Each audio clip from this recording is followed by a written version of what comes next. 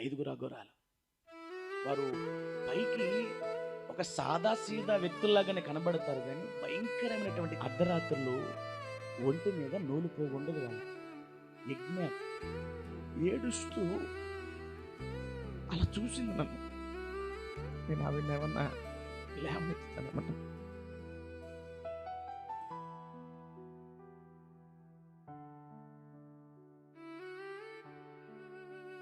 మీరు వార్తల్లో చూసుంటారు, మీరు న్యూస్ ఛానల్స్లో వినుంటారు, వీడు చచ్చిపోతాడు, తెల్లగా పాలిపోయాను, సన్నగా మారిపోయాను, నాకు తెలుసు నా పరిస్థితి.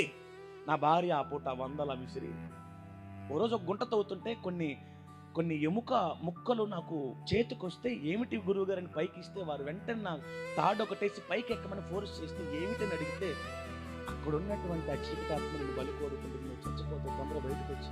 నేనేమనే ఉన్నా తెలుసా? మహిమ కలుగును గాక. మరి మీ యొక్క ప్రార్థన దేవుని యొక్క కృపను బట్టి అనేక సాక్ష్యాలు మీ ముందుకు తీసుకురావడం జరుగుతుంది. దానిలో భాగంగా ఇప్పుడు ఒక అద్భుతమైన సాక్ష్యాన్ని మీరు వినబోతున్నారు. మరి ఈ సాక్ష్యం ద్వారా మీరు బలపడతారని ఆశిస్తూ, మీరు దీవించబడతారని ఆశిస్తూ మరి మీ ముందుకు తీసుకుని వస్తున్నాం. మరి తప్పకుండా దీన్ని పూర్తిగా చూడండి, అందరికీ షేర్ చేయండి, లైక్ చేయండి, కామెంట్ చేయండి. సబ్స్క్రైబ్ చేసుకుని వారు ఎవరైనా ఉంటే సబ్స్క్రైబ్ చేసుకోండి, మన ఛానల్ని ఫాలో కండి. మరి అంత మాత్రమే కాదు, మంచి సాక్ష్యం కలిగిన వారు ఎవరైనా ఉంటే తప్పకుండా మమ్మల్ని సంప్రదించండి, మేము దాన్ని మన ఛానల్లో ప్రసారం చేస్తాము. మా కోసం ప్రియమైన దేవుని పిల్లలారా, ఇక్కడ చాలామంది ఆడపిల్లలు ఉన్నారు కాబట్టి మీకు కాస్తంత ప్రోత్సాహకరమైన విషయాలు చెప్తాను. ఇంచుమించుగా 12 సంవత్సరాల క్రిందట మన విజయవాడ పట్టణంలో జరిగినటువంటి ఒక చిన్న సంఘటన. ఒక 19 సంవత్సరాల యవ్వనస్తురాలు ఒక రాత్రి చచ్చిపోదామని నిర్ణయించుకొని, ఇక తన జీవితానికి ఒక ముగింపు, ఇక చాలు నా బ్రతుకు, ఇంకా నేను బ్రతకును అని ఒక ఆలోచనకు వచ్చేసింది. 19 సంవత్సరాల ఒక యవ్వనస్తురాలు వివాహమైన తర్వాత కట్టుకున్న భర్తను బట్టి, అత్తింటి వారిని బట్టి విసిగి వేసారిపోయి, ఇక నాకు ఈ బ్రతుకు వద్దు, నేను మరణించటమే మేలు అని ఆ రాత్రి ఒక నిర్ణయానికి వచ్చేసింది. ప్రియులారా, ఇక నేను చచ్చిపోతే చాలనుకొని ఆ రాత్రి కాస్తంత నిద్రలోకి జారి అట్లా కలత నిద్రలో ఉన్నప్పుడు ఒక మెల్లనైన స్వరము 19 సంవత్సరాల వయసు గల ఆ ఆడబిడ్డకు వినబడుతుంది. ఆ బిడ్డతో ప్రభు ఏమని మాట్లాడుతున్నాడో తెలుసా? మీరు ఎవరు బైబిల్స్ తెరవద్దు, తర్వాత వాక్యం ఉంది కనుక నేను చెప్పుకుంటూ వెళ్తాను. ఆ 19 సంవత్సరాల వయసు గల ఆ ఆడబిడ్డతో ప్రభు ఏమని మాట్లాడుతున్నాడో తెలుసా? పేతురు రాసిన మొదటి పత్రిక 5:5 తీయొద్దు, చూడండి. అమ్మా, నీకు కలిగిన కష్టాన్ని బట్టి, నీకు కలిగిన శ్రమను బట్టి, నీకు కలిగిన శోధనను బట్టి మరణించాలనుకుంటున్నావు కదా, తగిన సమయమందు నిన్ను హెచ్చించేవాడు నేను నీతో మాట్లాడుతున్నాను. నా మాట ఆలకిస్తావా? కొంచెము కాలము నువ్వు శ్రమ పడితే చాలు, నేను నీ దగ్గరికి రాబోతున్నాను, నీ జీవితాన్ని మార్చబోతున్నాను, నీ స్థితిగతులన్నిటినీ కూడా నేను సరిచేయబోతున్నాను. కాబట్టి నీవు మరణించాలి అని చేసుకున్న ఆ తీర్మానాన్ని రద్దుపరచు. నీ దేవుడైనటువంటి వాడను, నేను సృష్టించినటువంటి సృష్టికర్తను నీతో మాట్లాడుతున్నాను రా. నీ నిర్ణయాన్ని విరమించుకో, నువ్వు చావవలసిన అవసరం లేదు. ఎందుకంటే 19 సంవత్సరాల వయసు గల యవ్వనస్తులు ఎందుకు చచ్చిపోదాం అనుకుందో తెలుసా? ప్రేమించి వివాహం చేసుకుని ఒక ఇంటికి వచ్చింది. భర్త ఒక సైకో, అత్త భయంకరంగా హింసించేది, కుటుంబంలో తినటానికి కానీ ఉండటానికి కానీ పరిస్థితులు అంత సహకారంగా ఉండేవి కావు, కట్టుకోవడానికి ఒక గుడ్డ ముక్క కూడా దొరికేది కాదు. ఎన్నో రాత్రులు పస్తులుండి ఉండి ఉండి భర్త ప్రేమ దొరకక కుటుంబంలో ఆదరణ కరువైపోయి ఇక ఒక నిర్ణయానికి వచ్చిన రాత్రి ప్రభువు మాట్లాడి ఆ బిడ్డకిచ్చిన వాగ్దానం, కొంచెం కాలం ఉన్నారా? ఎవరైనా శ్రమలలో ఉన్నారా? శోధనలలో ఉన్నారా? ఇబ్బందుల్లో ఉన్నారా? ఇరుకుల్లో ఉన్నారా? దేని బట్టి బాధపడుతున్నావు? భర్తను బట్టా, బిడ్డలను బట్టా, అప్పులను బట్టా, అనారోగ్యాన్ని బట్టా? ఇక నా జీవితం వ్యర్థం అని అనుకుంటున్నావా? ఇక ఈ యాత్రలో నేను కొనసాగలేను అని అనాలోచనకు వస్తున్నావా? నా తల్లి, ఆ దేవుడు నీతో మాట్లాడుతున్న మాట, కంగారు పడొద్దు, నీ దేవుడి పేరేంటో తెలుసా? ప్రార్థన ఆలకించేవాడు. ఆయన నీ ప్రార్థన ఆలకించాడు. పరమందు నీ ప్రార్థన ఆయన విన్నాడు. కొంచెం కాలం, ప్రతి దానికి సమయం కలదు. నువ్వు అనాలోచనలోనికి వెళ్ళొద్దు. నా భార్యతో ఆ 19 సంవత్సరాల యవ్వనస్తురాలు ఎవరో తెలుసా? నా భార్య. తనను వేధిస్తున్న సైకో నేను. నన్ను సైకో అని ముద్ర వేసింది నా ఇంటి వాళ్ళు. ఎందుకంటే చెబుతున్నాను కదా, బయట ప్రపంచానికి మేము చాలా హుందాతనంగా కనిపిస్తాం, కానీ 4 గోడల మధ్య మా ఇంటి పరిస్థితులు అంత మంచిగా ఉండేవి కావు. ఎప్పుడు గొడవలే, ఎప్పుడు దుఃఖమే. నన్ను బట్టి నా ఇల్లు శ్రమల పాలైపోయింది. చింత నన్ను బట్టి నా తల్లికి, నా భార్యకు ఎప్పుడు కూడా నా గురించి ఆలోచనే. ప్రియమైన వారలారా, నా భార్యతో మాట్లాడి ఈరోజు నన్ను, నా భార్యని సేవకులుగా మార్చిన దేవుడు, ఈ సైకోని సేవకుడిగా మార్చిన దేవుడు నీ దేవుడు కూడా. విశ్వసించు, విశ్వాసముతో ఉండు. పరిస్థితులు ఏవైనా సరే ప్రభు పూర్తిగా మార్చగలడు. దేవునికి స్తోత్రం కలుగును గాక. హల్లెలూయా. ప్రియులారా, నా భార్య ప్రార్థన ద్వారా ఈరోజు ఇక్కడి దాకా నేను వచ్చాను. పరమందు ప్రభువు కృప ఒకటి, అది మొట్టమొదట. 2, ఈ భూమి మీద నా కోసం కష్టపడిన వాళ్ళల్లో ప్రపరమధురాలు నా భార్య. నా భార్య ఎంత ప్రార్థన పరురాలంటే నా సాక్ష్యం చెప్పుకుంటూ వెళ్తున్నప్పుడు మీకు అర్థమవుద్ది. ఈరోజు ప్రత్యేకంగా నేను ముందుకు కొనసాగుతున్న విశ్వసించాను. ఎవరో బ్రదర్ గారు వచ్చారు, భలే ఉంది సాక్ష్యం, బాగా చెప్పారు. ఆ తర్వాత ఇంకో అయ్యగారు వచ్చారు, ఆయన కూడా బాగా చెప్పాడు. ఇదొద్దు. విన్న ఈ మాటలను బట్టి విశ్వాసంలో మీరేం చేయాలి? ఒక మెట్టు పైకి ఎక్కాలి.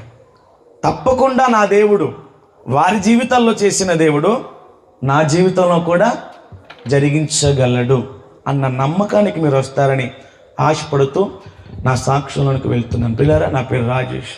ఇక్కడే విజయవాడ ప్రాంతం బెంగి సర్కిల్లో ఉంటూ ఉండేవాడిని. మేము పూర్తిగా దేవుణ్ణి ఎరగనటువంటి కుటుంబంలో నుంచి వచ్చాం. నాకు ముందుగా ఒక అక్క ఉండేది, నా తర్వాత ఒక తమ్ముడు. నా తల్లిదండ్రులకు 3 సంతానం. చాలా కడు పేదరికపు కుటుంబం మాది. అంటారు కదా, రెక్కాడితే కానీ డొక్కాడదు అని. మా బ్రతుకులు అవి. నేను 13 సంవత్సరాల వయసు ఉన్నప్పుడు 7వ తరగతి చదువుతున్నాను. ఆ టైంలో నా తండ్రి గారికి చిన్న అనారోగ్య సమస్య వచ్చింది. ఆ సమస్యను బట్టి మంగళగిరి ఎన్ఆర్ఐ ఉంది కదా, అమ్మ వెంట పెట్టుకుని తీసుకుని వెళ్ళింది.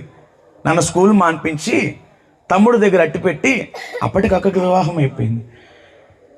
నన్ను తమ్ముడికి కాపలాగా ఉంచి, అయ్యా నేను నాన్నగారు వెంటనే వచ్చేస్తాం, నాన్నగారికి కొంచెం ఒంట్లో బాగోలేదు అని చెప్పి పిల్లరా హాస్పిటల్కి వెళ్ళడం జరిగింది. నా 13 సంవత్సరపు ఆ వయసు 7వ తరగతి చదువుతున్నాను. దురదృష్టకరమైన విషయం ఏమిటంటే, చిన్న హెల్త్ చెకప్ అని వెళ్ళినటువంటి నా తండ్రి 3 నెలల తర్వాత ఇంటికి తిరిగి వచ్చాడు. నా తండ్రికి తెలియదు తాను చచ్చిపోతాడని. నా తల్లికి కలలో కూడా అనుకోలేదు నా భర్త నన్ను విడిచిపెట్టేస్తాడని. ఆ రోజు చెప్పాం కదా, అన్యులం మేము. నాన్నగారికి తలకొరువు పెట్టాను, కార్యక్రమాలన్నీ ముగించుకున్నాను. 13 సంవత్సరాలు అంతే. ఇంట్లోకి వెళ్తున్నప్పుడు నా తల్లి గుమ్మము బయట తండ్రి పట్టం ముందు కూర్చుని ఏడుస్తుంది. ఇంట్లోకి వెళ్తూ అమ్మతో ఇలా మాట్లాడుతున్నా, అమ్మా నాన్నగారు ఎలా చచ్చిపోయారమ్మా అని అడిగా. ఆ మాటకి ఆ ప్రాంగణం అంతా దద్దరిల్లిపోయింది ఏడుపులతో. నా తల్లి నన్ను గట్టిగా కౌగిలించుకుని నాకు చెప్పిన మాట ఏంటో తెలుసా? నీ తండ్రి ఒక భయంకరమైన త్రాగుబోతు. నా తల్లి నాతో సూటిగా మాట్లాడింది రోజు. నీ తండ్రి ఒక భయంకరమైన త్రాగుబోతు, తన త్రాగుబోత్తనాన్ని బట్టి ఈరోజు మనం ఇలా అనాథలం అయ్యామయ్యా అని ఏడుస్తుంటే తల్లి కౌగిట్లో నుంచి పైకి లేచి, ఎందుకో తెలియదు ఇలా చెప్పాను అమ్మతో, అమ్మా ఇదిగో నేను నీకు మాట ఇస్తున్నాను, నాన్న తాగి చచ్చిపోయాడు కదా, మనకి ఎవరు లేరని ఏడుస్తున్నావు కదా, నేనున్నానమ్మా నీకు, ఇంటికి పెద్ద కొడుకును కదా, తండ్రి తర్వాత బాధ్యత నేను తీసుకుంటా, నిన్ను తమ్ముణ్ణి నేను చూసుకుంటానమ్మా అని అమ్మకు మాట ఇచ్చా. ఆశ్చర్యపోయారు. ఆ ప్రాంగణంలో ఉన్న మా బంధువులందరూ ఆశ్చర్యపోయారు. ఆ అమ్మకు మాట ఇచ్చిన విధంగానే ప్రియులారా, ఇక్కడే సౌత్ ఇండియా షాపింగ్ మాల్ తెలుసుగా, బీసన్ రోడ్లో ఆ వరుసలో గవర్నర్పేట డిపో అంతా పుస్తకాల షాపులు, ప్రింటింగ్ ప్రెస్సులు, బైండింగ్ షాపులు, పేపర్ మార్ట్లు ఉంటాయి. 7 సంవత్సరాలు నా 13వ ఏట తండ్రి చచ్చిపోయిన తర్వాత అమ్మకు మాట ఇచ్చాను, అమ్మా నేనున్నాను నీకని. అమ్మకు మాట ఇచ్చిన విధంగానే 7 సంవత్సరాలు ఆ గవర్నర్పేటలో ప్లాట్ఫారం రిక్షా తొక్కుకునేవాడిని. నా కుటుంబాన్ని నేను పోషించుకోవడానికి. రోజుకి రూ. 50 కూలి నాకు ఇచ్చేవాళ్ళు. ప్లాట్ఫారం రిక్షా తొక్కుకొని ప్రతి బైండింగ్ షాపుకి, ప్రతి ప్రింటింగ్ ప్రెస్కి నేను చాలా సంవత్సరాలు, 7 సంవత్సరాలు ప్రతిరోజు రిక్షా తొక్కుతూ నా కుటుంబాన్ని చాలా చక్కగా నడిపించుకున్నాను. మీకు తెలుసా, నా వీధిలో వాళ్ళందరూ నన్ను ఏమనేవాళ్ళు, అమ్మా భర్త చచ్చిపోయిన తర్వాత ఏమైపోద్దో నీ కుటుంబం అనుకున్నాం, కానీ చాలా గొప్పగా పెంచావు నీ పిల్లల్ని, మన చూస్తే ముచ్చటేస్తుందని నన్ను పొగిడేవాళ్ళు. అంత పద్ధతిగా పెరిగాను నేను. ప్రియులారా, 7 సంవత్సరాలు. మీకు తెలుసా, నాకు డైలీ ఒక ₹10 బస్ ఛార్జ్ ఇచ్చేది మా అమ్మ ఆఫీస్కి వెళ్ళి రావడానికి. అప్ అండ్ డౌన్ ఇంచుమించుగా 9 నుంచి 10 కిలోమీటర్లు ఉంటుంది ఇంటికి ఆఫీస్కి. నేనేం చేసేవాడినో తెలుసా, ఈ 10 కూడా దాచి మా అమ్మకి ఇస్తే ఆవిడ ఎందుకో అందుకు ఉపయోగించుకునేది కదా అని 10 కిలోమీటర్లు అప్ అండ్ డౌన్ నడిచి రిక్షా తొక్కుకొని కూలి డబ్బులు ఇంట్లో ఇచ్చి ఘనంగా కుటుంబాన్ని చూసుకుంటూ ఉండేవాళ్ళు. నా జీవితం చాలా చక్కగా సాగిపోతుంది. ఈ మాట నేను చెప్పి ముందుకెళ్తాను. ఈరోజు ప్రపంచవ్యాప్తంగా సాతాను చేతిలో బహుబలముగా వాడబడుతున్న ఆయుధం ఏదైనా ఉంది అంటే అది మద్యపానం, మత్తు పదార్థం. అది ఏ ఇంటిలోకి జొరబడినా, ఏ ఒంటిలోనికి జొరబడినా ఇల్లు గుల్లవుతుంది, ఒళ్ళు గుల్లవుతుంది. మద్యపానం అనే భూతం సాతాను చేతిలో ఒక బలమైన ఆయుధం. అపవాది అనుచరుడు. వాడు ఏ ఇంటిలోనికి వెళ్ళినా, వాడు ఏ ఒంటిలోనికి వచ్చినా ఇల్లు గుల్లవుతుంది, ఒళ్ళు గుల్లవుతుంది. నా తండ్రిని తీసుకుని వెళ్ళిపోయింది ఈ త్రాగుబోత్తయం. నా ఇంటినికి జొరబడి నా తండ్రిని చంపేసింది, నన్ను మరణ పడకల దాకా నడిపించింది. ఈరోజు చెబుతున్నా, మీ ఇళ్ళల్లో ఎవరైనా ఉండరు, ఉంటే ఒకవేళ త్రాగుబోతులైన వారు ఉన్నారా? మీ సంఘము పరిసర ప్రాంతములో యవ్వనస్తులు డ్రగ్ ఎడిక్టర్స్ ఎవరైనా ఉన్నారా? ప్రార్థించండి. నా జీవితం ఎలా మారిందో తెలుసా? నా ఇంటిలోనికి ప్రవేశించినటువంటి ఆ భూతం నన్ను 3 నెలల వ్యవధిలో రోడ్ల పాలు చేసింది. నా బాల్యంలో నా తండ్రిని చంపేసింది ఆ భూతం. నా బాల్యంలో నా తండ్రిని చంపేసింది. భయంకరంగా త్రాగుబోత్తనానికి గురి చేసి నా తండ్రిని తీసుకుని వెళ్ళిపోయింది. నేను నా కుటుంబాన్ని నడిపించుకుంటుంటే చూస్తూ ఓరవలేక నన్ను పాడు చేయడం ప్రారంభించి 3 నెలలలో గంజాయికి బానిసనయ్యాను. 7 సంవత్సరాలు రిక్షా తొక్కి ₹10 కోసం 10 కిలోమీటర్లు నడిచిన నేను, కుటుంబానికి ఆసరాగా ఉన్న నేను 3 నెలల్లో మా ఏరియాలో ఫస్ట్ ఆ చెడు తనానికి బానిసనైంది నేనే. గంజాయికి బానిసనయ్యాను, మత్తు బిళ్ళలకు బానిసనయ్యాను, మద్యపానానికి బానిసనయ్యాను. నా జీవితం ఎంత దిగజారిపోయిందంటే నేను 3 నెలలలో ఒక మృగం కంటే దారుణంగా మారిపోయాను. ఇక మానవత్వం, మంచి చెడు, తల్లి, కుటుంబం, మర్యాద, ఇరుగు పొరుగు నాకేం ఉండేది కాదు. ఏ వీధిలో వాళ్ళ చేత అయితే నేను కాస్తంత గౌరవం పొందుకోగలిగాను, ఆ వీధిలో వాళ్ళందరూ నా మొక్కము మీద ఉమ్ము వేయడం ప్రారంభించారు. ఎందుకో తెలుసా? పిచ్చిగా తాగొచ్చి ఆడ మగ తేడా లేకుండా ఇళ్లల్లో ఉన్న వాళ్ళతో గొడవలు పడేవాడిని, వారి పిల్లలను కొట్టేవాడిని. నాకు కాస్తంత సన్నిహితంగా ఉన్న నా స్నేహితులను వెంటేసుకొని మా వీధిలో నేను చేసే అరాచకాలకు తట్టుకోలేక నన్ను ఒక చీడ పురుగు కంటే హీనంగా చూడడం ప్రారంభించారు. ప్రియులారా, నా జీవితం, నేను ఈ మాట మరలా చెబుతున్నాను.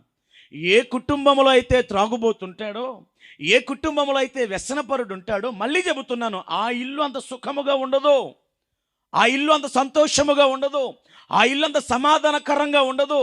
కట్టుకున్న భార్య అయినా, కడుపున పుట్టిన బిడ్డలైనా, కన్న తల్లిదండ్రులైనా వారిని బట్టి నేను చెబుతున్నాను. ఒకరోజు నేను ఇంటికి వచ్చాను భోజనం చేద్దామని.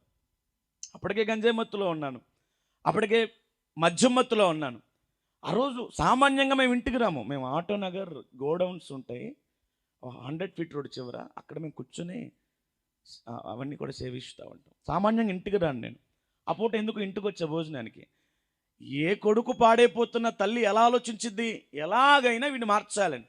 ఆ పూట నా తల్లి నాతో ఎదురుపడి చిన్న వాదన పెట్టుకుని, ఒకటే, అయ్యా ఈ కాలు పట్టుకుంటాం మారయ్యా, కష్టపడడం మానేసావు, మమ్మల్ని చూడడం మానేసావు, ఇంటికి రావడం మానేసావు, బాధ్యత మర్చిపోయావు.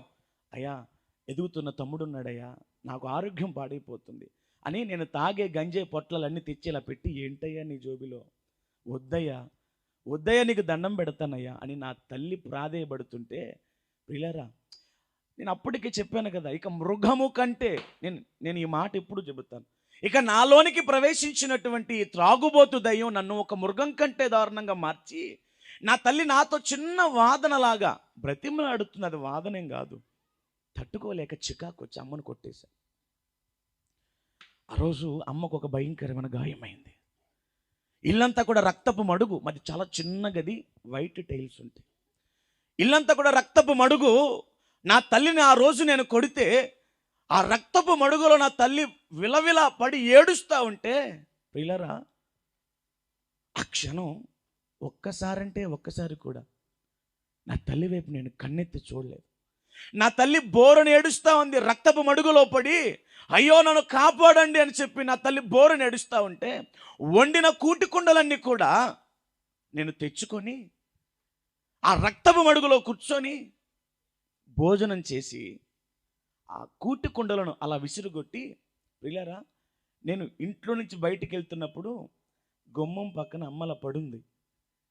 ఆ రోజు నేను మర్చిపోను, నా తల్లి రక్తపు మడుగులో పడి నన్ను ఒకసారి అలా చూసింది. ఏమన్నా ఆవిడని లేవనెత్తుతానేమోనని నేను ఎప్పటికీ మర్చిపోలేను ఆ దృశ్యాన్ని.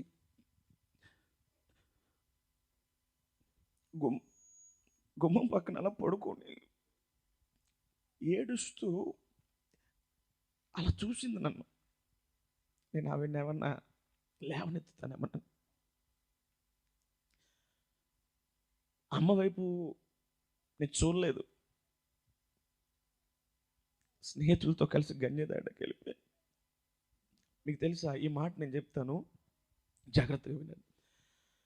నా తండ్రి మరణించినటువంటి దినాల తర్వాత మా తల్లి నన్ను ఎట్లా పెంచిందో తెలుసా?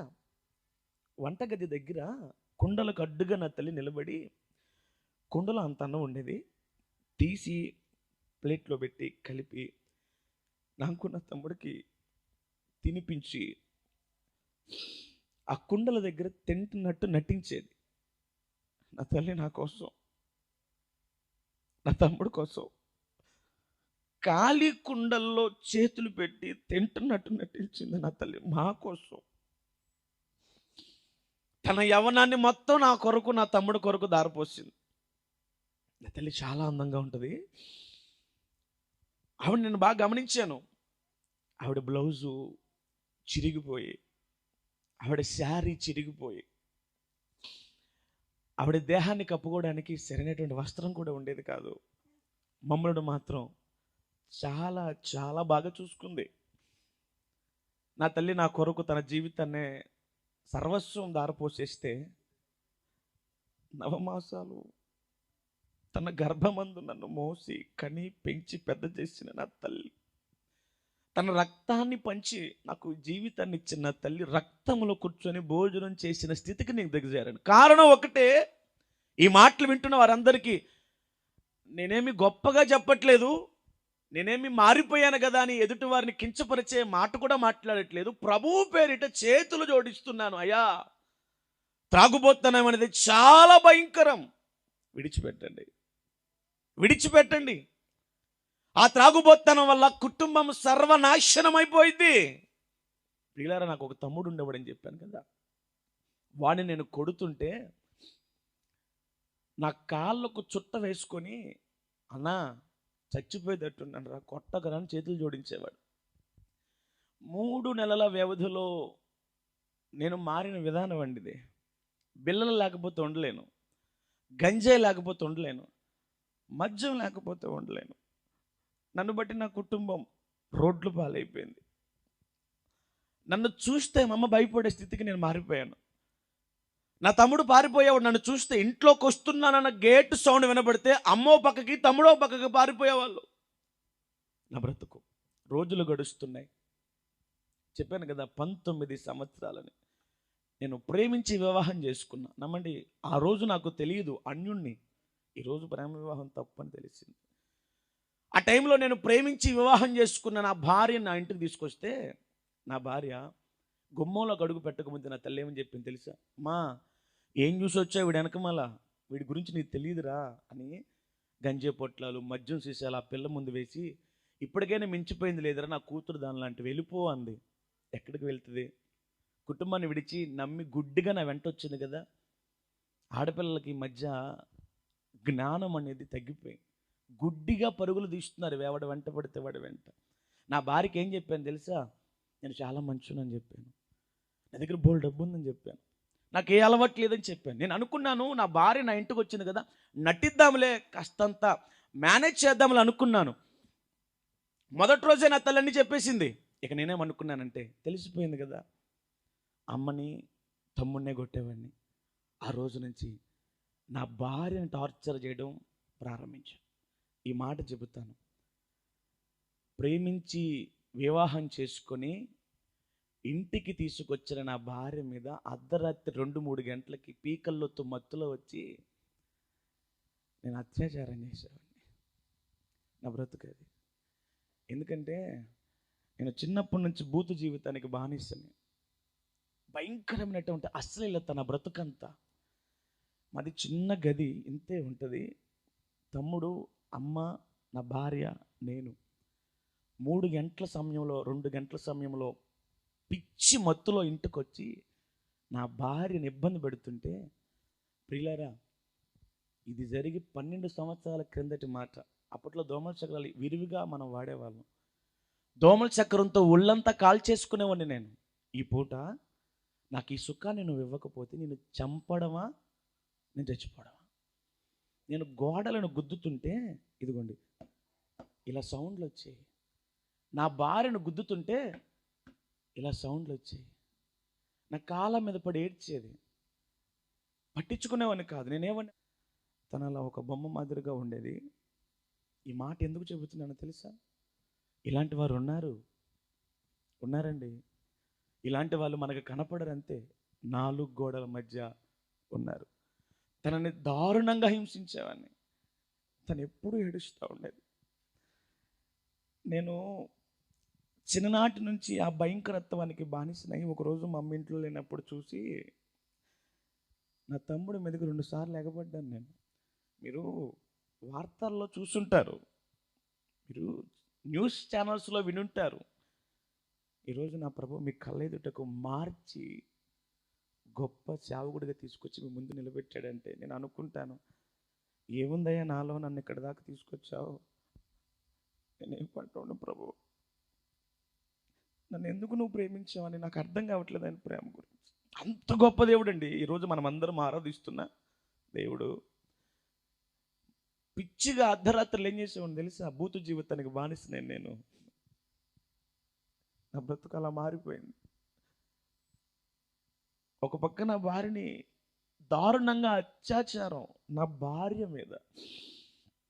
నా తల్లి పడుకుంటే ఆవిడ, నాకేం అర్థమయ్యేది కాదు. నా బ్రతుకు అలా మారిపోయింది ప్రియులారా, నా బ్రతుకు అలా మారిపోయింది.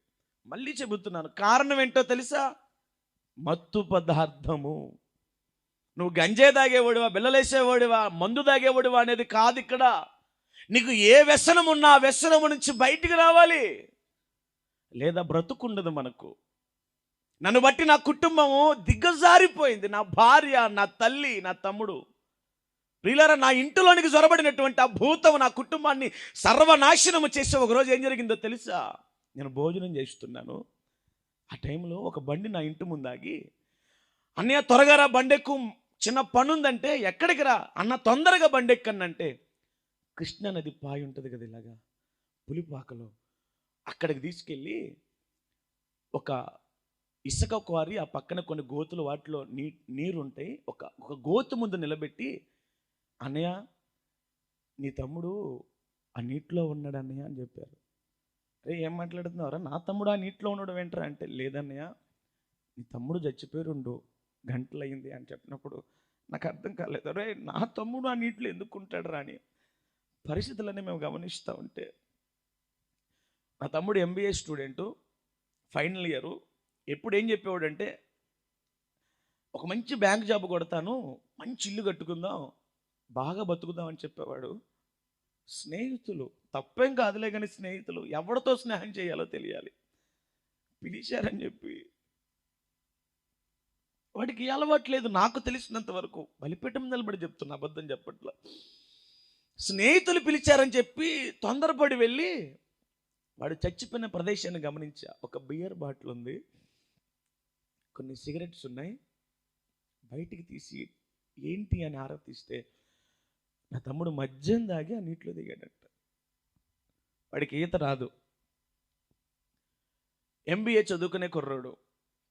వాడిని ఆ మద్యపానం అనే భూతం ఆకర్షించి తీసుకుని వెళ్ళి, నేను అడుగుతున్నాను, నా కుటుంబం ఎలా దిగజారిపోయిందో తెలుసా?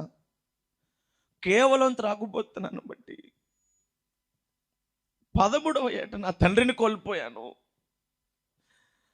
యుక్త వయసుకు వచ్చిన తర్వాత నా తమ్ముని కోల్పోయాను. ఒక సమయంలో నా ప్రాణం పోయే స్థితికి నేను దిగజారిపోయాను. మరణ పడకల దాకా వెళ్ళొచ్చాను నేను. కారణం ఒకటే, మత్తు పదార్థం. అరే ఈరోజు అవి సరదాగా ఉండుండొచ్చు, ఏదో ఒక సాకుతో ప్రారంభించవచ్చు, కానీ అవి నిన్ను విడిచిపెట్టవు. నీ జీవితాన్ని సర్వనాశనం చేస్తే. ఈ మాట చెప్పి ముందుకెళ్ళిపోతాను. 13 సంవత్సరాల వయసు అప్పుడు నాన్న NRIలో జాయిన్ అయ్యాడని చెప్పాను కదా. ఆ టైంలో బెంజ్ సర్కిల్ నారా చంద్రబాబు నాయుడు కాలనీలో వాచ్మెన్గా ఉండేవాళ్ళం మేము. అక్కడ అమ్మ నాన్న ప్రతిరోజు హాస్పిటల్కి వెళ్ళిపోతుంటే ఆ వర్క్ చేసే వాళ్ళకి నచ్చక, ఓనర్స్కి నచ్చక మమ్మల్ని మా సామాన్లు బయటికి విసిరేశారు. అమ్మ ఎప్పుడు నాన్న బతికించుకోవాలని హాస్పిటల్లో ఉండేది, మాకు తినటానికే ఉండేది కాదు. చిన్న పిల్లలం మేము. ఆ టైంలో నాకు ఆకలేసి మా అమ్మతో పాటు ఇళ్ళ పనులకి వెళ్ళినప్పుడు ఆవిడ వెనక నుంచునేవాడిని. వాళ్ళ ఇళ్ళకి వెళ్ళి, అమ్మగారు నాకు తమ్ముడికి ఆకలేస్తుంది, అంత అన్నమేమన్నా పెడతారంటే, పని చేయకుండా మేము ముద్దయ్యంరా అన్నారు. పోనీ ఏదైనా పని చెప్పండి అమ్మగారు చేస్తామంటే, నా చేత బట్టలు ఉతికించి, అంట్లు తోమించి, బాత్రూంలు కడిగించి, ఇల్లు వాకిలు సర్దించి, వాళ్ళు గుమ్మాల దగ్గర పనులు చేసిన తర్వాత నేను ఏలాడుతుంటే ప్లాస్టిక్ కవర్లో అంత అన్నం. నేను అడుగుతున్నాను, చక్కగా తినాల్సిన వయసు, ఆడుకోవాల్సిన వయసు, సంతోషంగా బ్రతకాల్సిన వయసులో ఇళ్ళ పనులు చేసి ప్లాస్టిక్ సంచిలో అన్నం కోసం చూస్తున్నానంటే నాకేం తెలియదండి అప్పుడు. కారణం ఏంటంటారు? త్రాగుబోతున్నాం కదా. నా తండ్రే త్రాగకుండా ఉండుంటే నా ఇల్లు బాగుండేది కదా. అందుకే చెబుతున్నాను, అన్యదా భావించొద్దు. నేనేదో మారిపోయాను, మిమ్మల్ని మారమని చెప్పట్లేదు. కట్టుకున్న భార్య గురించి ఖచ్చితంగా ఆలోచించాలి. కడుపున పుట్టిన బిడ్డల గురించి ఖచ్చితంగా ఆలోచించాలి. నిన్ను కట్టుకున్న పాపానికి, నీ కడుపున పుట్టిన పాపానికి వాళ్ళు బలైపోవాలా? నా దినాలు అంత దారుణంగా గడిచాయి. నేను అంత దారుణాతి దారుణంగా దిగజారిపోయాను. రోజులు గడుస్తున్నాయి ప్రేమైన వారలారా. వివాహం ఏం చెప్పాను కదా, నా భార్య నీళ్ళు పోసుకుంది. ఇంకో 2-3 వారాల్లో డెలివరీ డేట్ దగ్గర పడింది. నాకు ఒక ఆటో కొనిచ్చారు, ఆటో తోలమని. తెలుసు, ఈ ఉండవల్లి ప్రాంతవాసులకు తెలుసు, ఆటో డ్రైవర్లు అందరూ ఒకప్పుడు ఇక్కడే ఉండేవారు. నా బ్రతుకు రోజల్లో ఇక్కడే ఆ గ్యాస్ బంక్లోనే కొనసాగింది. నా బ్రతుకంతా గ్యాస్ బంక్లోనే. ఉదయం వచ్చేవాడిని కుర్రలతో, ఇక్కడే కొనుక్కునేవాడిని, ఇక్కడే తాగేవాడిని, ఇక్కడే పండుకునేవాడిని. కష్టపడ్డ మానేశాను. నా భార్య, నా తల్లి నా పక్కన కూర్చొని, అయ్యా డెలివరీ దగ్గర పడింది, కాస్త ₹1 సంపాదించి తెచ్చిస్తే డెలివరీకి ఉపయోగిద్దామరా అంటే, ఆ మాటలు నాకు ఎక్కట్లా. మానేసా కదా కష్టపడ్డం, ఎప్పుడో మానేశాను. ఇప్పుడు కొత్తగా కష్టపడ్డం అంటే అది మా వల్ల అయ్యే పని కాదు. ఇక ఆ టైంలో, ఆ క్రమంలో డబ్బు మీద పిచ్చి పెరిగింది నాకు. అప్పటి వరకు వ్యసనపరుణ్ణి, భయంకరమైన వ్యసనపరుణ్ణి. ఆ తర్వాత నాకు పాప, మొదటి సంతానంగా ప్రభు పాపనిచ్చాడు. 12 రోజుల వయసు. ఒకరోజు రాత్రి నేను తోలే ఆటో 40,000కి తాకట్టు పెట్టేసి, కొందరి యొక్క ప్రోద్బలంతో, వారి స్నేహంలో, వారి ట్రూప్లో జాయిన్ అయిపోయి, నాకు తెలియకుండానే నేను ఒక భయంకరమైనటువంటి గ్రూప్ వారితో సావాసం చేయడానికి బయలుదేరుతున్నాను. 11:30-12 అవుద్ది. ఇంట్లో బ్యాగ్ తగిలించుకొని పొయ్యిగడ దగ్గర వాటర్ తాగుతూ జోబులో డబ్బులు పెట్టుకున్నాను. బయలుదేరుతుంటే 12 రోజుల వయసు నా పాప, నా మొదటి సంతానం. నా భార్య పాలిస్తూ ఎక్కడికి ఒక 5-6 సార్లు అడిగింది. విసిగిపోయి ఏం చేశానంటే, అక్కడ ఒక గిన్నె, స్టీల్ గిన్నె, హాట్ వాటర్ పెట్టుకున్నటువంటి ఒక స్టీల్ గిన్నె, బాలింతలు మరి వేడి నీళ్ళు తాగుతారు కదా, అప్పుడే కాచి అక్కడ పెట్టారు. విసిగెత్తిపోయి గిన్నెలా తీసి ఇలా విసిరితే 12 రోజుల వయసు గల నా పాప ముఖం మీద పడిపోయింది. పిల్ల కళ్ళు తేలేసి తప్పరిల్లిపోయి అల్లాడిపోతుంటే ఇంట్లో నుంచి అలాగా బయలుదేరి నేను పాడేరు, అరకు, ఒరిస్సా బార్డర్లకి పరుగులు తీశాను. కారణం డబ్బు మీద పిచ్చి. కొందరు వ్యక్తులతో నేను సావాసం చేసి నేను వెళ్ళకూడనటువంటి ప్రదేశాలకు, చేయకూడని పనులకు నేను నా జీవితాన్ని అప్పగించుకున్నాను. వారు ఏం చెప్పేవాళ్ళంటే నాకు, తమ్ముడు నీకు డబ్బు ఈజీగా కావాలి అంటే మనకు కొన్ని వ్యక్తులతో పరిచయాలు ఉన్నాయి, చాలా ఈజీగా నీకు డబ్బు వచ్చిందని నన్ను ఒక భయంకరమైనటువంటి 2 తలకాయల పాము అని, ఆలుగా అనే జంతువని, ఆర్పి కాయిన్ అని, గుప్త నిధులని ఒక మాఫియా. అది అంత మోసం. నేను వెళ్ళి బయటకు వచ్చాను కాబట్టి నాకు తెలిసింది. నాలాంటి వారు ఎందరో నాశనం అయిపోయారు. మమ్మల్ని అంత లోతుగా నడిపించి అరకు ప్రాంతంలో, పాడేరు ప్రాంతము, అక్కడి నుంచి అరకు దాకా ఘాటి నక్సల్స్ తిరిగే ఏరియాలో నేను నివాసం, మా అన్నోళ్ళతో కలిసి డబ్బు తెప్పించుకోవడం, విజయవాడ నుంచి అప్పులు చేసి అక్కడ వాళ్ళని పోషించడం. ఒకరోజు నేను స్పీడ్గా ముందుకు వెళ్తాను. ఒకరోజు నా భార్య ఫోన్ చేసింది. 6 నెలలైంది ఇంట్లో నుంచి వెళ్ళిపోయి. ప్రతిరోజు ఫోన్ చేయడం, నేను కట్ చేయడం, ఫోన్ చేయడం, కట్ చేయడం. ఒకరోజు ఫోన్ చేసి నాతో మాట్లాడుతూ అంది, అయ్యా ఎక్కడున్నావు? ఫోన్ కట్ చేయబోతుంటే ఒక్క మాట, కట్ చేయొద్దు, ఈ మాట తర్వాత నీ ఇష్టం అంది. ఏంటో చెప్పన్న. నువ్వు ఇంట్లో ఉన్నప్పుడు మన ఇల్లు గడవడమే అంతంత మాత్రం. వెళ్ళిపోయి 6 నెలలు అవుతుంది. నీ పాప, రోజుల వయసు గల పాపను విడిచి వెళ్ళిపోయావు. ఒక మాట అడుగుతానయ్యా, నాకు డబ్బులు వద్దు, బంగారం వద్దు, కోట్లు వద్దు, ఆస్తులు వద్దయ్యా. అన్నం తిని 10 రోజులు అవుతుంది, అంత అన్నం పెడతావా, నాకు ఆకలి వేస్తుందని అడిగింది. నీ పాపకు పాలు రావట్లేదయ్యా. కొద్ది రోజులు ఇంటి పక్కన వాళ్ళు కొందరు సహాయం చేశారు, వాళ్ళు వీళ్ళు ఇవ్వగా తిన్నాం, బ్రతికాం. పాపకు పాలు రావట్లా. ఒక 10 రూపాయలు కూడా లేవు. తనకి ఏదైనా ఒక ప్యాకెట్ పాలన పడదామంటే అన్నం తిని చాలా రోజులైంది. తమ్ముడు చిన్నోడయ్యా, మీ అమ్మ వృద్ధాప్యంలో ఉంది, ఆకలి వేస్తుందని నా భార్య ఏడుస్తుంటే అలా ఫోన్ కట్ చేసేసాను. అయితే ఆ స్థితిగతుల మధ్యలో నుంచి ఈరోజు ఇక్కడ దాకా నేను ఎలా వచ్చానో తెలుసా? ఇది భగవంతుడి కృప, యేసయ్య ఒక ప్రణాళిక. మీకు చెప్పాను కదా, నేను వివాహం చేసుకున్నటువంటి నా భార్య, తనేమే క్రైస్తవ స్త్రీ ఏం కాదు. చిన్ననాటి నుంచి సండే స్కూల్కి పోయేది. అడపదడప బర్త్డే పార్టీస్కి, ఫంక్షన్స్కి, అకేషన్స్కి మందిరానికి పోతూ ఉండేది. పాస్టర్ గారు బైబిల్ ఒకటి గిఫ్ట్ ఇచ్చారు ఆవిడకి, నా భార్యకి. అమ్మా, ఎప్పటికైనా ఇది ఉపయోగపడిద్దామని జాగ్రత్తగా దాచుకోరా, ఏ కష్టం వచ్చినా ఈ దేవుడు ఆదుకుంటాడు, ఖచ్చితంగా నీకు సహాయం చేస్తాడు, నీ దగ్గర అట్టే పెట్టుకోరంటే. నా భార్య విచిత్రం ఏంటో, వివాహమైన తర్వాత తనతో పాటు ఏం తేలా, బైబిల్ తెచ్చుకుంది. నేను పెట్టే టార్చర్ భరించలేక నిలువు మోకాల మీదకి వచ్చి నా భార్య ఎలా ప్రార్థన చేసేదో తెలుసా? నేను ఎల్లికింతల తప్పదాకి ఇట్లా పడుకునేవాడిని, సన్నగా ఉండేవాడినప్పుడు నా ఛాతిలో కాస్త గుంట ఏర్పడి లోతుగా ఉండేది. నా భార్య చేసే ప్రార్థన తన కన్నీటిని బట్టి నా ఛాతి కన్నీళ్ళ చేత నింపబడిపోయేది. అంత ప్రార్థన పర్రాలు. ఉదయాన్నే లేచి నువ్వు చేసే పనేమిటి, నా ఇల్లు ఏమిటి, నేనేమిటి అని కొట్టి విగ్రహాలకు మొక్కుబళ్ళు చేయించేవాడిని, పూజలు చేయించేవాడిని. అయినా ప్రార్థనాపుల ఒక ముద్ద అన్నం కానీ, ఒక వస్త్రం కానీ ఇచ్చిన పాపం లేదు నేను. అయినా ప్రార్థనాపుల ప్రతిరోజు కొట్టేవాడిని. అయినా ప్రార్థనాపుల బాలింతను జుట్టు పట్టుకుని ఈడ్చుకొచ్చి కింద పడేసి కాలుతో తొక్కుతుంటే అడిగే నాదుడు లేడు. అయినా ప్రార్థనాపుల. నా భార్య ప్రార్థన, అంత ప్రార్థన పర్రాలు నా భార్య. ఇక నా భార్య నా కోసం ప్రార్థన చేయడం ప్రారంభించింది. నేను పాడేరు ఆ ఘాటి ఏరియాలో ఉంటున్నాను. నాతో పాటు వచ్చిన అన్నయ్యలు అందరూ కూడా ఒక్కొక్కరుగా వెళ్ళిపోయారు. ఒంటరినయ్యా, డబ్బు లేదు, తినడానికి తిండి లేదు, రూమ్ రెంట్ కట్టే పరిస్థితి లేదు, ఏం చేయాలో తెలియక ఆకలేస్తూ అక్కడ పనస చెట్లు ఎక్కువ ఉంటాయి.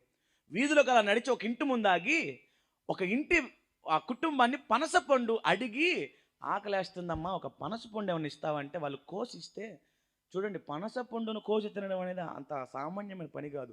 నేలకేసి ఒక 10-20 సార్లు కొట్టి, రాళ్లతో కొట్టి, తొనలన్నీ మట్టి పడిపోయిన తుడుచుకొని గబగబ తింటుంటే ఒక 4-5 తొనలకు కడుపులు నొప్పించి కూర్చుని ఆలోచిస్తుంటే ఎక్కడి నుంచో ఒక మాట, ఆకలేస్తుంది, 10 రోజులైంది అన్నం తిని, పాపకు పాలు రావట్లేదన్న మాట నాకు జ్ఞాపకం వచ్చింది.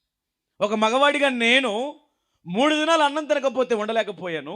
నా భార్య ఎలా ఉందని చెప్పి ఆలోచించి వెంటనే అక్కడ ఘాటీల మీద జీప్ డ్రైవర్లు నాకు పరిచయం అయితే కొంత ధనము అడుక్కొని విజయవాడ వచ్చేసాను. అందరూ అనుకున్నారు ఇక ఈ కుటుంబానికి కష్టం లేదే, బాధ లేదు, వీడు వచ్చేసాడని.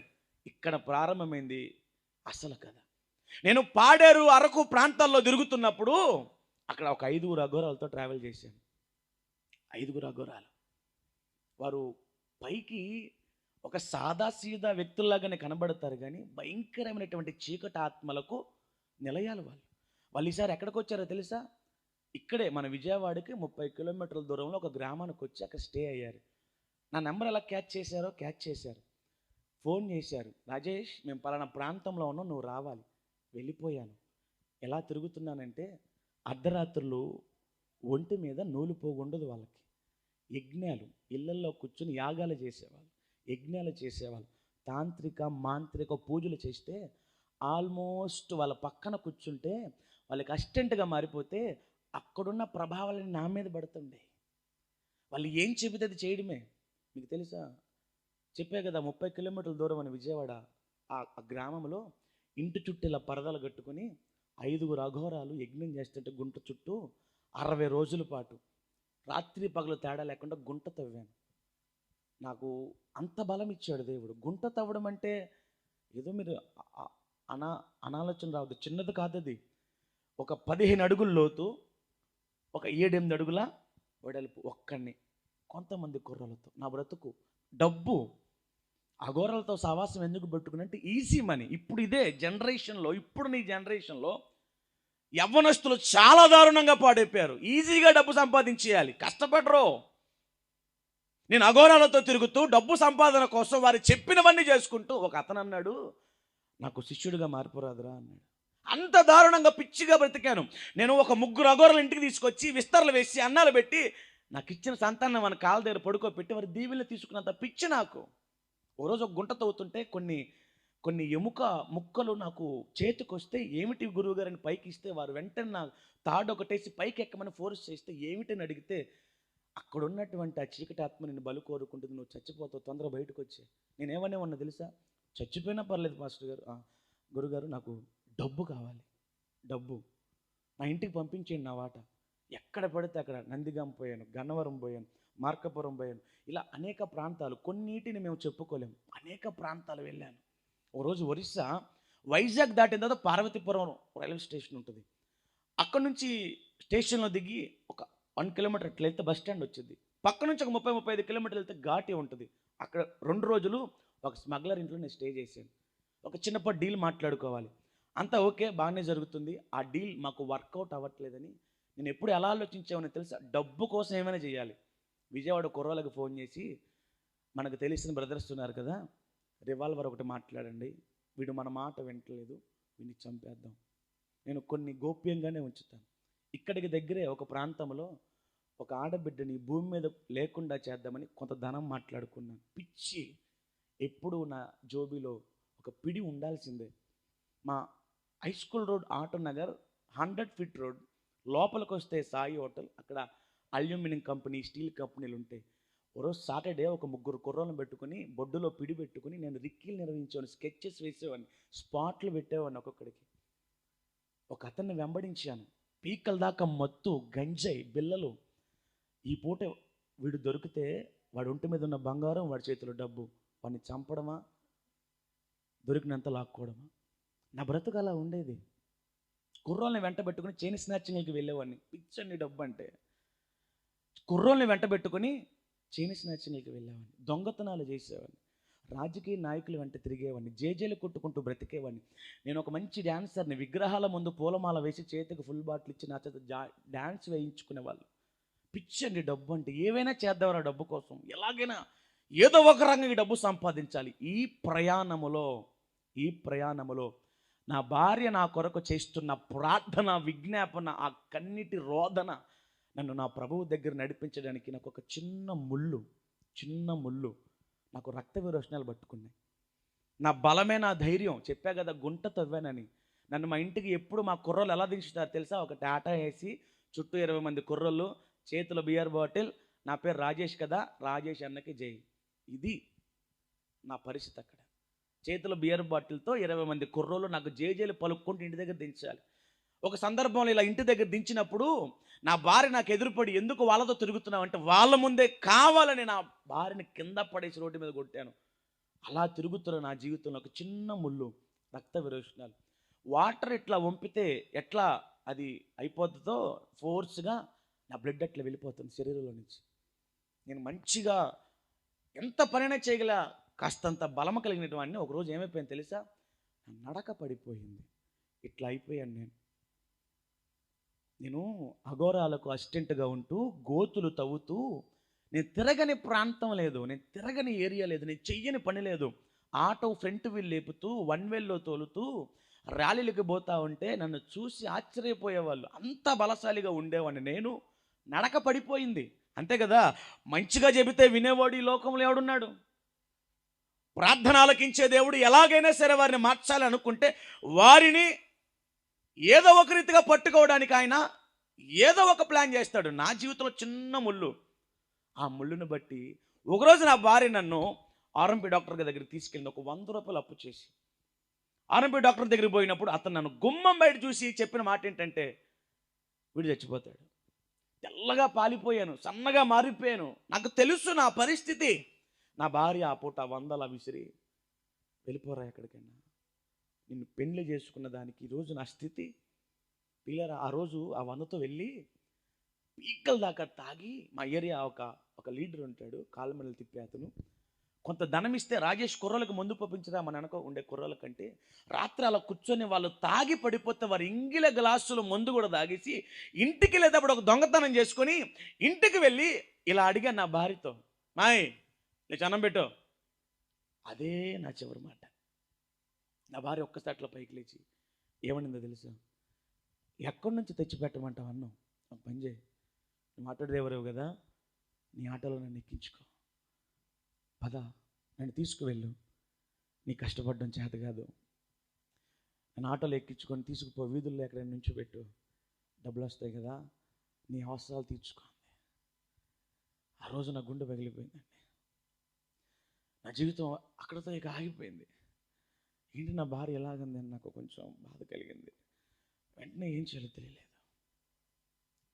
ఆ రోజు శుక్రవారం రాత్రి నా భార్య ఇంకా మాట్లాడకుండా పడుకుని పోతే, నెక్స్ట్ డే ఈవినింగ్ మళ్ళీ అదే పొజిషన్లో ఇంటికి వచ్చి, అదే తప్పతాగిన పరిస్థితుల్లో మైకోలో ఇంటికి వచ్చి నా భార్య ఒక చోట కూర్చుని ప్రార్థన చేసుకునిద్ది. అప్పుడప్పుడు నా భార్య కాస్త సువార్త చెప్పేది. నేను మారడానికి 6 నెలల ముందు నా భార్య ఒక సంఘానికి వెళ్ళేది. నా సేవకుడు, నా భార్య అయ్యా పలానా అని దేవుడి గురించి చెప్పడం, నా స్నేహితుడు ఒక అతను మోషే అని దేవుని గురించి చెప్పడం, బతుకు మీద ఆశ కలిగింది. ఎందుకంటే నేను వస్తాదులా ఉన్నప్పుడు, డబ్బు ఖర్చు పెట్టినప్పుడు నా చుట్టూ చాలామంది ఉన్నారు. నా నడక పడిపోయిన, ఆరోగ్యం పాడైపోయినప్పుడు జేజేలు కొట్టేవాళ్ళు, అన్నయ్య అంటూ నా చుట్టూ తిరిగేవాళ్ళు, పలానా రాజేష్ పలానా అని చెప్పుకునేవాళ్ళు. ఒక్కళ్ళు నా ముందు లేడు, నా వెనక లేడు, ఒంటరి వాడిని అయిపోయాను, దిక్కుతోచని స్థితిలో ఉన్నాను. నా భార్య, నా తల్లి నన్ను ఒక రకంగా చూస్తున్నారు. నా ఫ్రెండ్స్ అందరూ కూడా చెదిరిపోయారు, ఎవ్వరు లేరు. నాకేం చేయాలి అర్థం కావట్లా. బతుకు మీద ఆశ కలిగి శనివారం రాత్రి 12 గంటలకు నా భార్య ప్రార్థన చేసుకునే ఆ ప్రదేశంలో మోకరించి అట్లా పడిపోయా. ఆ రోజు గతి నాకు తెలుసు, ఆ స్థితి నాకు తెలుసు, నా బ్రతికేంటో నాకు తెలుసు. ఆ శనివారం రాత్రి చచ్చిపోతాను అనుకున్నాను, ఇక నాకు రోజు లేదనుకున్నాను. ఎలా అంటే, ఒకరోజు నేను నా స్నేహితుడు పాముల కాలవ జక్కంపూడి సైడు కొనుక్కొచ్చుకోవడానికి వెళ్ళాం గంజాయి. అక్కడే కూర్చొని ఈ మైక్ అంత ఉంటుంది గొట్టం, వాటిలో పెట్టుకుని తాగుతుంటే, నేను అది తాగుతూ మోషన్కి వెళ్తుంటే నా ఫ్రెండ్ చూసి, బావా నువ్వు చెబుతుంటే ఏంటో అనుకున్నావు, చచ్చిపోతావు బావా, ఆ బ్లీడింగ్ ఏంటరా, వద్దురా అంటే, లేదో నేనేంటో నా స్టామినా ఏంటో నాకు తెలుసు. ఇది నా జీవితం. ఆ రోజు రాత్రి నా స్థితి నాకు తెలుసు. మోకరించి ఎట్లా పడిపోయా, నేనేం ప్రార్థన చేయలా, నా భార్య ప్రార్థన చేసుకునే ప్రదేశంలో మోకరించి పడిపోయా. ఉదయం 9:30 ఆదివారం లేచి అట్లా చూస్తే వెనక నుంచి ఒక స్వరం, నాలో ఒక మార్పు, లేచి బయలుదేరి నీ భార్యతో పాటు నా ప్రార్థనా మందిరానికి రా. మీరు నమ్మండి, భయపడ్డం మాకు ఇప్పటికీ చేత కాదు, భయపట్టడమే తెలుసు.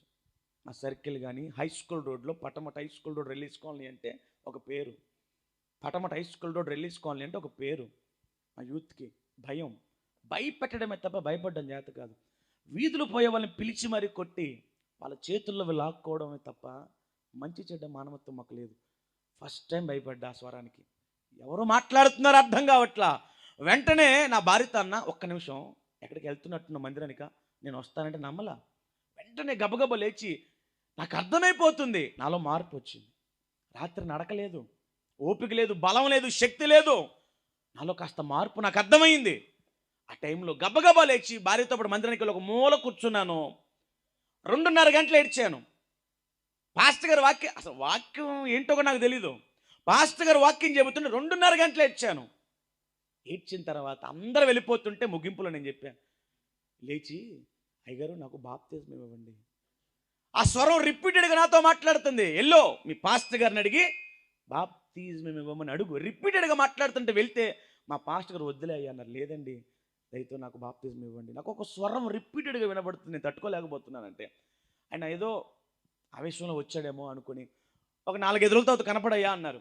అట్లాగే వెళ్ళాను.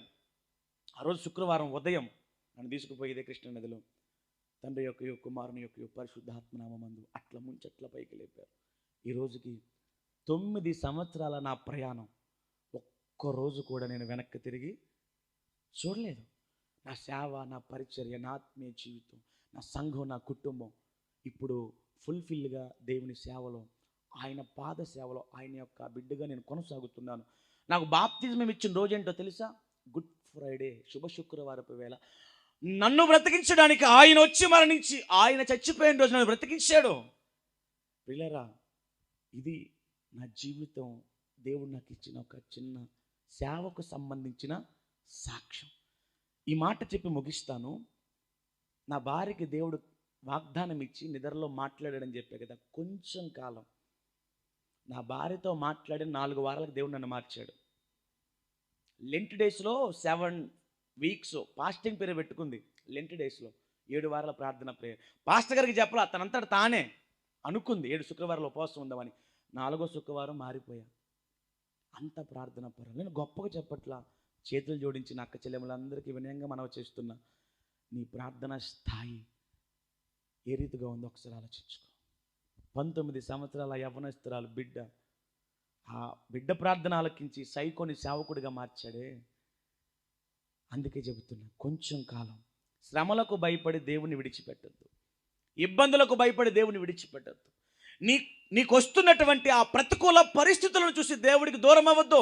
దేవుని నమ్ముకున్న ఒక కొన్ని నెలలకు నా ఆరోగ్యం పూర్తిగా పాడైపోయింది. అందరూ ఎగతాళి చేశారు. నాకేమైందో తెలుసా? సంవత్సరంన్నర నేను బ్రష్ చేయాల. ఏ హాస్పిటల్కి వెళ్ళినా క్యాన్సర్ క్యాన్సర్ క్యాన్సర్. నా నోటిలో ఇప్పుడు ఒక చిన్న మచ్చలు 2 ఉంటాయి. ఒకప్పుడు అట్లా ఉండేది తెలుసా? చేపను కోస్తే పొట్టలో నల్లగా ఒక పొర ఉండిద్ది చూడండి, అట్లా నల్లగా మారిపోయింది నోరు. అన్నం తినేవాని కాదు, బ్రష్ చేసేవాని కాదు. అన్నం తినడానికి జల్లిస్తే జల్లి బొగ్గలకు రాసి ముద్ద పెడితే బొగ్గలు తిమ్మిరి పట్టు ఉబ్బిపోయాయి కదా, ఇట్లా పడేది. ఏడ్చుకున్నాను బాగా. ఎందుకు పిలిచావు నన్ను అన్నాను. ఎందుకైనా నన్ను పిలిచింది? అందరూ ఎగతాళి చేస్తున్నారు. ఎందుకు నన్ను ఈరోజు ఈ స్థితిలో నిలబెట్టావు? ఎప్పటికీ అలా అనవాకండి. అప్పుడు నాకు కొత్త కదా, తెలియలేదు. దేవుడి కార్యాలు కంటికి కనబడవు, చెవికి వినపడవు.